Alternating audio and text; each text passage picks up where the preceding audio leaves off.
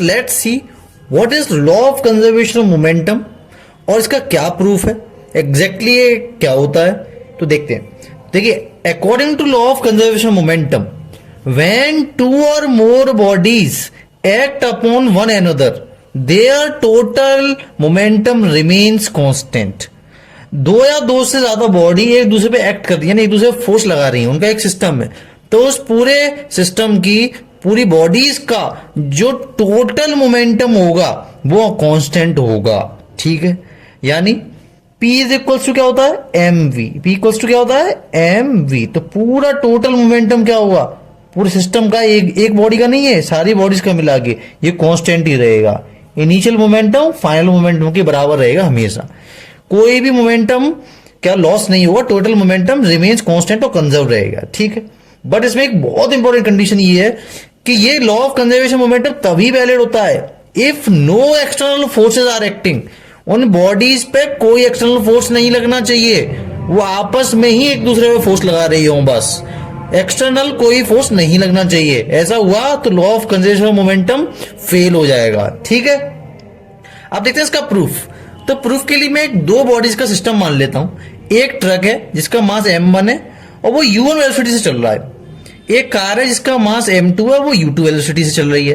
अब of course u1 u2 से ज्यादा होगा तभी तो एक ट्रक इससे टकरा जाएगा, नहीं तो अगर u2 ज्यादा होती तो कार आगे निकल जाती, कभी कोलिजन होता ही नहीं। ठीक है, अब इसकी स्पीड ज्यादा थी तो इससे आगे टकरा गया, तो दोनों का आपस में कोलिजन हो गया, टकरा गए। अब टकराने के बाद ऐसा तो रहेगा नहीं दोनों की स्पीड सेम रहेगी, ये ज्यादा वेलोसिटी से आया था, इसने इस पर फोर्स लगाया, तो जब फोर्स लगाया होगा तो इसकी वेलोसिटी बढ़ जाएगी, तो v2 बढ़ गई होगी। और लेकिन अब ट्रक ने इस पर फोर्स लगाया तो v1 ट्रक की u1 से v1 वेलोसिटी हो गई होगी, कुछ वेलोसिटी कम हो गई होगी। ठीक है, तो अब इसका प्रूफ देखेंगे तो देखिए कैसे निकालेंगे, बहुत सिंपल है। तो एक बात बताइए, अब इस ट्रक ने इस कार पे धक्का लगाया होगा। ठीक है, अब इस कार पे जब धक्का लगाया होगा, फोर्स लगाया होगा, तो इसकी वेलोसिटी में चेंज आया होगा। ठीक है, तो वेलोसिटी में चेंज आया होगा तो एक्सेलरेशन आएगा किसी बॉडी में, बिकॉज एक्सेलरेशन क्या होता है, rate of change of velocity, time के अकॉर्डिंग वेलोसिटी में चेंज आ रहा है तो वही तो एक्सेलरेशन होता है। तो इस ट्रक ने इस कार पे कितना फोर्स लगाया है ये कैसे पता चलेगा, ये तभी पता चलेगा जब हम कार पे कितना फोर्स लगा, कार की कितनी वेलोसिटी बदली, कितना एक्सेलरेशन आया, तो उसमें हम मास का मल्टीप्लाई कर देंगे तो कार पे कितना फोर्स लगा वो हमें पता चल जाएगा। अब वो फोर्स ट्रक ने लगाया हुआ। ठीक है, तो देखिए सिंस सिंपल सी चीज है, सिंस फोर्स का फॉर्मूला क्या होता था, फोर्स का फॉर्मूला होता था मास इनटू एक्सेलरेशन, यही तो होता था। ठीक है, तो force exerted by truck on car, ठीक है F1 मान लेता हूं इसको, तो ये कितना हुआ, ट्रक ने इस पर कितना फोर्स लगाया हुआ। अब कार की वेलोसिटी कितनी है, कार का मास कितना है m2। अब कार की वेलोसिटी में कितना चेंज आया, देखिए u2 से v2 हो गई, तो चेंज इन वेलोसिटी कितनी आई, v2 माइनस u2। ठीक है, अब लेकिन एक्सेलरेशन कैसे निकलता है, एक्सेलरेशन निकलता है कितने टाइम में वेलोसिटी चेंज आई, तो rate of change of velocity acceleration. तो मान लीजिए दोनों आपस में टकराए, तो वो टकराई बहुत छोटे टाइम के लिए, t टाइम के लिए टकराई मान लीजिए। ठीक है, तो change in velocity upon time ये हो गया एक्सेलरेशन। इस कार के अंदर जो एक्सेलरेशन आया, जो उसकी वेलोसिटी बढ़ी, ठीक है, और उसमें मास का मल्टीप्लाई कर दिया तो इतना फोर्स लगा कार पे, बट ये फोर्स किसने लगाया हुआ, ट्रक ने। तो फोर्स एक्सिस्टेड बाय ट्रक ने कार पे कितना फोर्स लगाया, वो F1 लगाया। ठीक है, okay. Similarly force exerted by car on truck, अब देखिए as per Newton's third law, action का हमेशा रिएक्शन होता है। अब अगर ट्रक ने इस पे फोर्स लगाया हुआ तो कार ने भी इस पे अपोजिट फोर्स लगाया होगा, तो अब ट्रक पे कितना फोर्स लगा हुआ, अब देखिए ट्रक की वेलोसिटी कम हो गई, तो ध्यान से सुनिए, अगर कार पे F1 फोर्स इस डायरेक्शन में लगा है तो जो ट्रक पे फोर्स लगा हुआ वो इस डायरेक्शन में लगा हुआ, F2 मान लेता हूं कार की वजह से। ठीक है, तो तभी तो उसकी वेलोसिटी कुछ कम हो गई, अपोजिट डायरेक्शन फोर्स लगाए, तो ट्रक पे कितना फोर्स लगा हुआ उसको मैं F2 मान लेता हूं। तो ट्रक पे जो फोर्स लगा हुआ कितना हुआ, m1 ट्रक का मास है, और ट्रक की वेलोसिटी में कितना चेंज आया, v1 minus u1 upon t, time दोनों को कोलिजन का तो सेम ही रह गया, तो इतना फोर्स कार ने ट्रक पे लगाया। ठीक है, दोनों पे फोर्स एक्सर्टेड ये है। अब देखिए according to Newton's third law of motion, action हमेशा रिएक्शन के बराबर होता है, ठीक है। तो ये दोनों फोर्स गारंटीड एक दूसरे के बराबर होंगे, ठीक है। तो दोनों फोर्स गारंटीड एक दूसरे के बराबर होंगे, क्योंकि एक्शन का ही रिएक्शन होता है, ठीक है।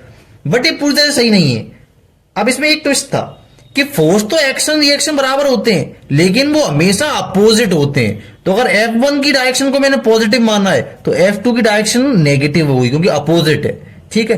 तो अब जब दोनों की वैल्यूज पुट कर देता हूं मैं इसमें, M2 V2 minus U2 upon T equals to हो जाएगा M1 V1 minus U1 upon T, ठीक है, सिंपल है।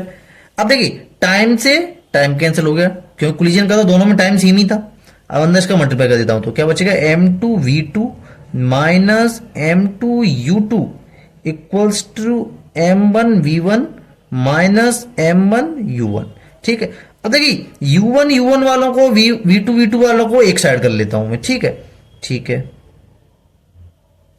अब देखिए लेकिन यहां पे देखिए माइनस का सिंबल था, मैंने माइनस का सिंबल यहां नहीं लिखा। जब माइनस का सिंबल लिखूंगा तो ये माइनस का हो जाएगा और माइनस माइनस प्लस हो जाएगा, ठीक है। अब देखिए, अब मान लीजिए मैं इसको एक साइड कर लेता हूं U1 U1 वालों को, तो मैं इसको इधर भेज देता हूं और इसको पहले लिख लेता हूं, तो M1 U1 हो जाएगा और इधर जाएगा तो ये प्लस ये टर्म M2 U2 पॉजिटिव हो जाएगा।